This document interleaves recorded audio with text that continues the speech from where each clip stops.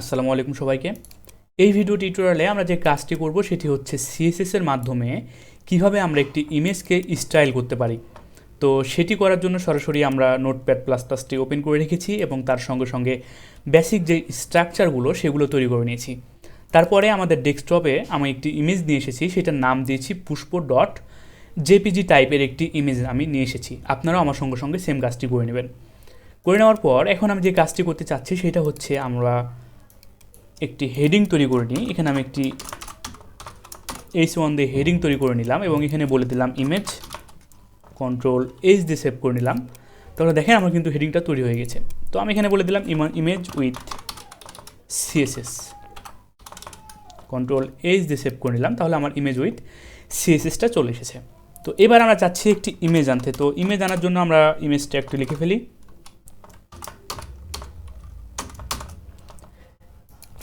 পুষ্প dot JPG, control H দিয়ে save করে নিলাম। তাহলে দেখেন আমরা যদি রিফ্রেশ এবার করি তাহলে আমার যে কাজটি করবে, আমার ইমেজটা অনেক বড় হয়ে চলে এসেছে, তাই না? তো এত বড় তো আমি চাচ্ছি না। তাহলে এবার আমরা যে কাজটি করব সেটি হচ্ছে সিএসএস অ্যাপ্লাই শুরু করে দেব। তো এই যে ইমেজ, সেই ইমেজের একটি ক্লাস নেম দিয়ে দিই। তো সব থেকে গুড প্র্যাকটিস ক্লাস নেম দিয়ে দেওয়া। তো ক্লাস নেম দিয়ে দিলাম আমি হচ্ছে পি ইমেজ, একটি ক্লাস নেম দিয়ে দিলাম এবং সেইটাকে এখান থেকে আমি ধরে ফেলি। এখান থেকে আমি ধরে ফেললাম। ধরে ফেলার পর এখন আমি সিএসএস অ্যাপ্লাই শুরু করে দিই। তো হাইট দিয়ে দিই সর্বপ্রথমে, হাইট আমি দিয়ে দিচ্ছি 400 পিক্সেল এবং উইথ দিয়ে দিচ্ছি 300 পিক্সেল, কন্ট্রোল H দিয়ে সেভ করে নিলাম। আমরা যদি রিফ্রেশ করে দেখি তাহলে দেখেন ইমেজটা 400 পিক্সেল হাইট হয়ে গেছে এবং 300 পিক্সেল কিন্তু আমার উইথ চলে এসেছে। আপনাদের বোঝার সুবিধার্থে ফুল ডিসপ্লে আমি করে দিলাম। তো এই কাজটা কিন্তু আমরা সিএসএস এর মাধ্যমে করলাম। এখন আমরা এখানে যে কাজটি করতে পারবো সেটি হচ্ছে একটি বর্ডার অ্যাপ্লাই করতে পারবো। এখানে কোনো প্রবলেম নাই ইমেজের উপর দিয়ে। তো বর্ডার বলে দিলাম 4 পিক্সেল সলিড এবং যেটা হবে সেটা গ্রিন কালারের। তো কালার দিয়ে দিলাম গ্রিন, কন্ট্রোল H দিয়ে সেভ করলাম। এবার যদি আমরা রিফ্রেশ করি তাহলে দেখেন ইমেজের উপর হালকা একটি বর্ডার হয়ে গেছে। তো এইভাবে কিন্তু আমরা বর্ডারও অ্যাপ্লাই করতে পারলাম। তো শুধুমাত্র তাই নয়, আমরা বর্ডার রেডিয়াসও অ্যাপ্লাই করতে পারবো এখানে। তো বর্ডার রেডিয়াস দিলে কী কাজ করবে আমি আপনাদেরকে দেখাই। 20 পিক্সেল দিয়ে দিলাম। তো যখনই আমি রিফ্রেশ করব তাহলে সাইড দিয়ে দেখবেন, ইমেজের সাইড দিয়ে দেখবেন আপনারা সেটা রেডিয়াস আকার হয়ে গেছে। তো যখনই রিফ্রেশ করলাম তখনই আমার কিন্তু ইমেজের সাইড দিয়ে রেডিয়াস আকারের হয়ে গেছে। তো এইটা হচ্ছে আমার বর্ডার রেডিয়াসের কাজ। তো আমি চাচ্ছি এটা যেন বৃত্তাকার হয়ে থাকে, গোলাকার হয়ে থাকে। তাহলে সেই গোলাকারটা আনার জন্য যে কাজটি করতে হবে 50% আমি ইউজ করতে পারবো, কোনো প্রবলেম নাই। যেন সে একদম 50% জায়গা নিয়ে গোলাকার থাকে। রিফ্রেশ করে দেখলাম তাহলে দেখেন সে একদম গোলাকার হয়ে গেল। তো ইমেজগুলোকে আপনারা এভাবে স্টাইলিশ করতে পারবেন। তো এবার যদি আপনারা ইচ্ছা করেন যে আমরা চাচ্ছি যে হালকা বর্ডার নিবে, বর্ডারটা একটু প্যাডিং নিয়ে থাকবে, কোনো প্রবলেম নাই। জাস্ট এখানে একটি প্যাডিং দিয়ে দেন। প্যাডিং দিয়ে দিলাম 10 পিক্সেল, কন্ট্রোল H দিয়ে সেভ করে নিলাম। রিফ্রেশ যদি করি তাহলে দেখেন ইমেজের উপর দিয়ে হালকা কিন্তু বর্ডারটা নিয়ে নিয়েছে। এভাবে আপনারা কাজগুলো করতে পারবেন।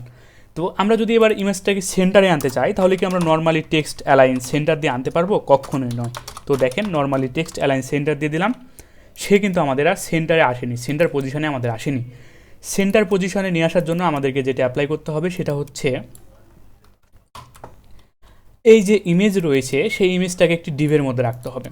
তো ব্লক এলিমেন্টের মধ্যে রাখতে হবে। তো ডিভটাকে শুরু করলাম এবং ডিভটাকে আমাকে অবশ্যই ইমেজের নিচে ক্লোজিং করতে হবে। তো এই যে ইমেজ, সেই ইমেজের নিচে আমি ডিভটাকে ক্লোজিং করে ফেললাম পারফেক্টলি।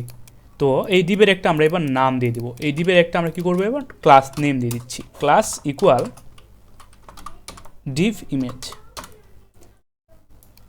কন্ট্রোল C দিয়ে কপি করে নিলাম। এখান থেকে এবার আমরা ধরে ফেলি, কন্ট্রোল V দিয়ে পেস্ট করে দিলাম ডিভ ইমেজটাকে। তো এবার যে কাজটি করব এখানে আমরা বলে দেব text align centre. Control H দিয়ে যদি সেভ করে দেখি তাহলে দেখেন ইমেজটা কিন্তু আমার সেন্টার পজিশনে চলে এসেছে। তো আপনারা অনেকেই কিন্তু ভুল করে থাকেন যে আসলে কীভাবে আমরা সেন্টারে আনবো, কীভাবে আমরা কাজগুলো করব। সেজন্য আমি আপনাদেরকে দেখিয়ে দিলাম এখনই যে ইমেজটাকে আমরা কীভাবে সেন্টারে আনতে পারবো, কোনো প্রবলেম নাই। তো আপনারা যদি এই ইমেজের নিচে ইচ্ছা করলে আপনারা কিন্তু আরও একটি ইমেজ আনতে পারবেন। তো আপনাদেরকে আমি দেখাই, আমি এখানে দিয়ে দিচ্ছি ফ্লাওয়ার। গতকাল আমি যে ইমেজটা এনেছিলাম সেই ইমেজটাই দেখাচ্ছি, ফ্লাওয়ার ডট এক্সটেনশনটা আমি দেখে আসি।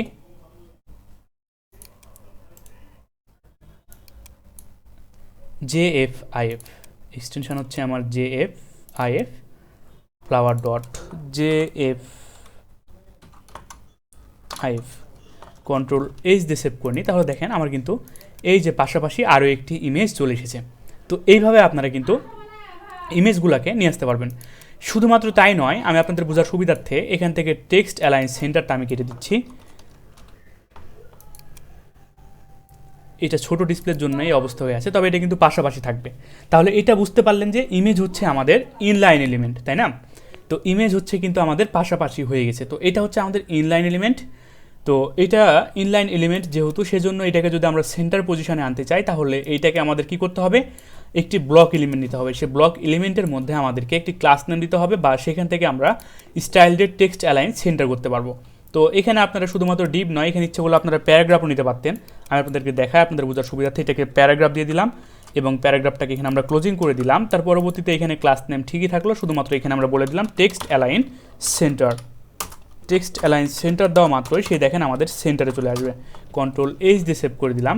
এবার যদি আমরা রিফ্রেশ করি, তাহলে দেখেন আমাদের কিন্তু সেন্টার পজিশনে চলে আসলো।